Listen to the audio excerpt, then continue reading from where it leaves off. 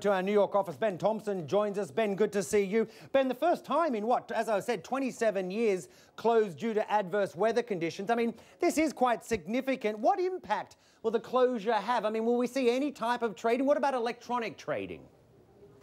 Yeah, well, interestingly, this does reverse the earlier decision that was made on Sunday to keep the exchange open for electronic trade. They simply said they would close the trading floor, which is located physically in Lower Manhattan. They said electronic trade would be permitted, but late on Sunday night, that decision was reversed. And as you said, all markets here in New York are now closed. They could also close tomorrow too, and if that happens, it would be the first time since 1888 that the stock market has been closed on consecutive days because of weather. Interestingly, then it was because of a blizzard. Now it is because of an approaching hurricane. Yeah. See, you had to go ahead and beat my 27 years, didn't you, with a quote like that?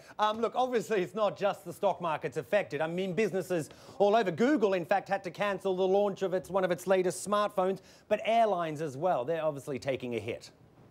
Yeah, we are in the midst of earnings season, so earnings reports have also been delayed, notably from Pfizer, the drugs giant. It was set to report its earnings this morning. But also, as you said, airlines cancelling about 5,000 flights in and out of New York and surrounding states. So the real concern is the effect that this is having on business, just looking around here in New York, of course, as well. Tourist trade is taking a bit of a battering. Many people opting to stay in their hotels to stay out of the way of this. Shops are closed, supermarkets are closed. So really the concern is just when business can pick up again and the ongoing cost of all of this, not to mention, of course, the repair costs when that all comes around, working out how all of this will be paid for. Just very briefly, I mean, how is the information highway? How are people, apart from BBC World News, of course, how are people, getting their news and information?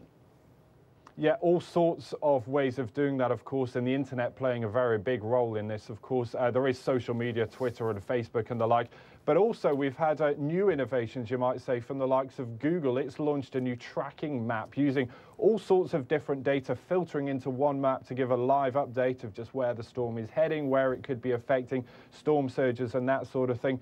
But we've also seen that big media organizations here struggling to try and make money traditionally from news, of course, but we've seen today the likes of the New York Times and the Wall Street Journal to lower its paywall. That subscription service you would normally need to get through to access the information, that is now down, giving free information to everybody who needs it, of course, at a time of a national emergency. Yeah, absolutely. Okay, Ben, you stay safe. We'll check in with you and have a chat later on today.